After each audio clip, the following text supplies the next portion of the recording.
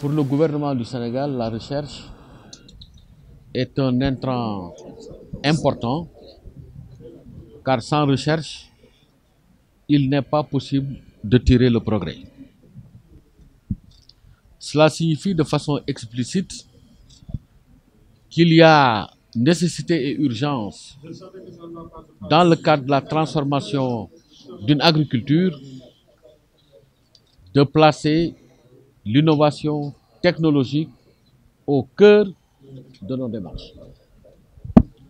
C'est pourquoi, après la définition de la vision par son Excellence M. Macky Sall, président de la République, nous avons, au niveau de notre département ministériel, essayé de traduire cette vision à travers un programme dénommé Programme d'accélération de la cadence de l'agriculture sénégalaise.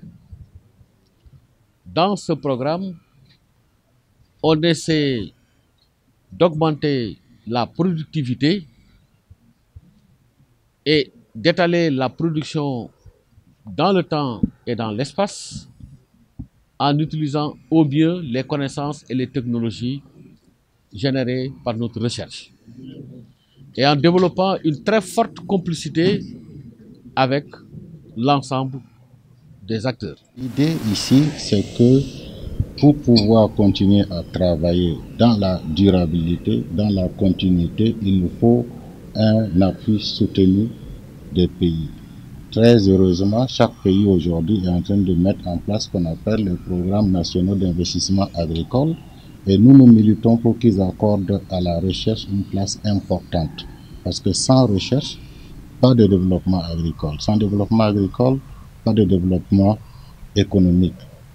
Vous parlez d'équilibre. L'équilibre vient en ce sens qu'il ne faut pas juste pousser pour l'économie. Il faut faire en sorte que les retombées soient partagées équitablement et que lorsque nous produisons plus, nous ne détruisons pas l'avenir de ceux qui viennent après nous. C'est cette durabilité de l'écologie, de l'exploitation rationnelle de l'environnement dont nous faisons la promotion. Vous parlez de nouvelles technologies, c'est vrai. Aujourd'hui, on ne peut pas produire avec la houe et la daba. Il faut changer.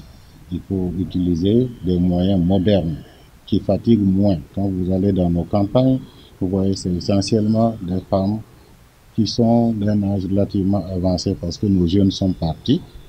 Nous allons tout faire pour les ramener en créant des emplois qui soient attrayants. Mais en attendant, il faut que ces femmes, nos braves mères et sœurs qui travaillent tous les jours, puissent faire ces labeurs-là avec moins d'efforts. Donc il faut mettre à leur disposition des petits équipements qui leur permettent de travailler mieux. Dans notre pays, il est établi aujourd'hui que la croissance est tirée par le secteur agricole.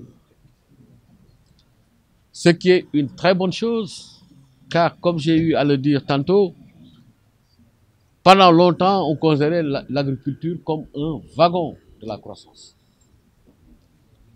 Il y a eu un changement important parce que l'agriculture est devenue la locomotive de la croissance.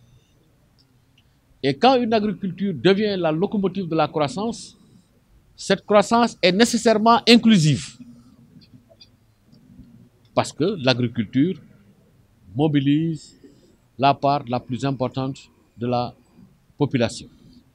Donc, plus une agriculture avance, plus l'inclusivité devient plus forte, compte tenu de la corrélation entre la contribution du secteur et le nombre de personnes mobilisées.